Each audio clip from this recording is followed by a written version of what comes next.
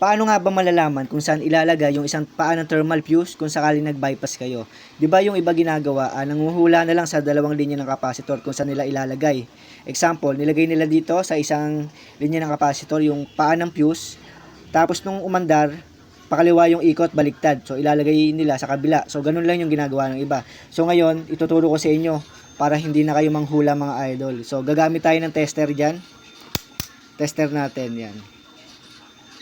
Tapos, hanapin natin yung speed number 1. So, ito yung speed number 1 mga idol kasi ito ay rewind na motor. So, ito ang color coding niya kapag bagong rewind. Yung speed number 1, white. Yung speed number 2, black. Yung speed number 3, red. Tapos, yung color green ay common. Tapos, ito, yung dalawang linya ng capacitor ay parehas dilaw. So, ngayon, hahanapin natin kung saan dapat ilalagay yung paa ng thermal fuse para tama yung ikot pa kanan kapag nag-bypass tayo. So, ito mga idol, ito yung gagamitin natin, speed number 1.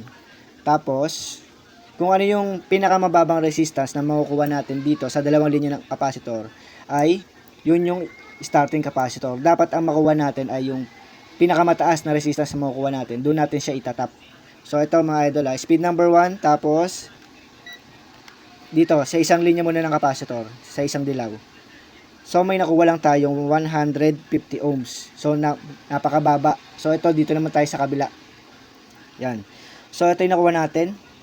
375 ohms mga idol. So, dito natin itatap yung yung isang paa ng fuse.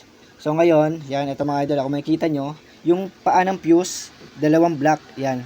Yung isang paa ng fuse, siyempre napunta sa line 1 or line 2 ng AC cord. Tapos itong isang paa ng fuse, ito, iduduktong natin siya dito Hindi natin ikakat yung video para malaman nyo na tama, para hindi na kayo manghula kapag nag-bypass kayo. Siyempre, kapag nag-bypass kayo mga idol, kailangan may thermal fuse para safe pa rin si customer. Tapos ito yung capacitor natin. Yan, magiging tatlo na to.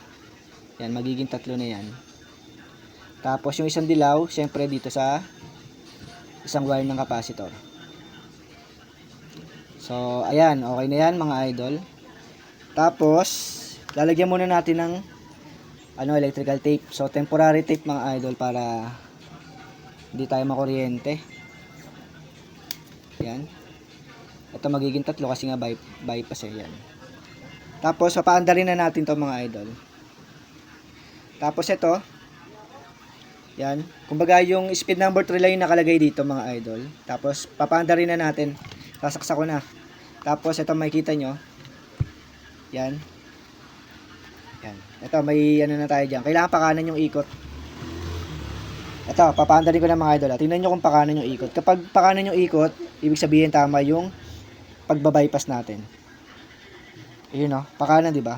Pag ganun, di ba? Yun. Yun, pakanan. So, ganun lang mga idol para hindi na kayo manghula kung saan nyo itatap yung isang paa ng thermal fuse kapag nag-bypass kayo.